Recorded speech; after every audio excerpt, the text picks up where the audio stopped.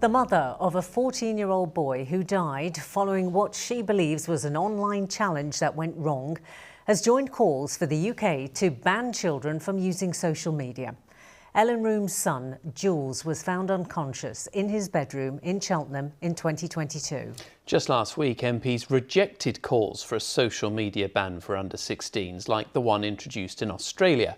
But parents in the Midlands are still being invited to take part in a public consultation to share their views on future online safety measures. Nick Smith reports.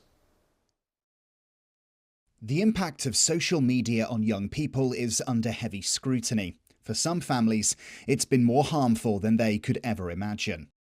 Ellen Roome from Cheltenham has been campaigning for much tougher restrictions on social platforms after her 14-year-old son Jules died in what she strongly believes was an online challenge or dare gone wrong. Some of these dangerous sites where they've got challenges that started as simple as eat your cereal very quickly within 2 minutes and progressively got worse until such time as they were saying, unless you do XYZ, we're going to kill your family. We've got children being affected by things like this on their platform. They're not safe. We know there's harmful content on there, and I just think we need to remove the children from these platforms. In December, Australia became the first country in the world to ban social media for under-16s. Make no mistake, this reform will change lives.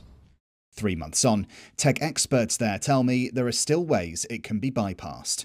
This was announced 12 months prior, so we certainly saw a lot of kids already jumping the gun and changing their date of birth. Some of them have older siblings who are prepared to have their face scanned. Some parents are actually enabling kids to bypass this because they don't agree with the ban. These are the things perhaps other countries considering a ban like this would do well to think about addressing before they make those sorts of decisions. It is definitely a serious option on the table. It is part of the consultation. We're looking at ways of doing it. We're learning from Australia. Ministers are going to go and visit and learn even further from the Australian experience. This is a deeper question about culture, about education, about parents and kids having deep conversations about healthy experiences online.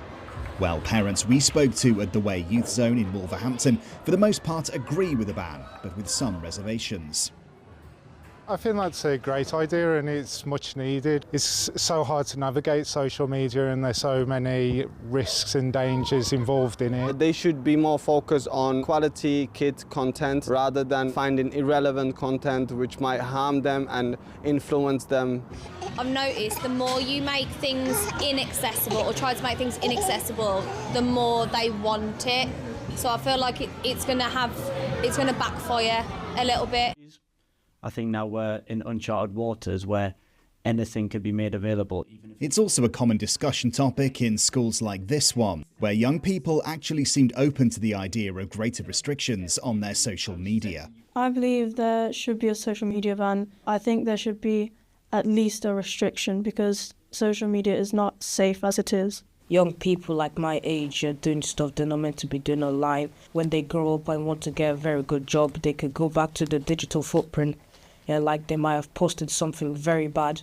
The government consultation runs until the end of May and explores other options like digital curfews or stricter content regulation for young people, along with an outright ban.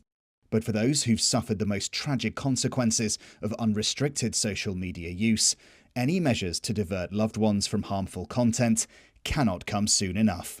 Nick Smith, ITV News.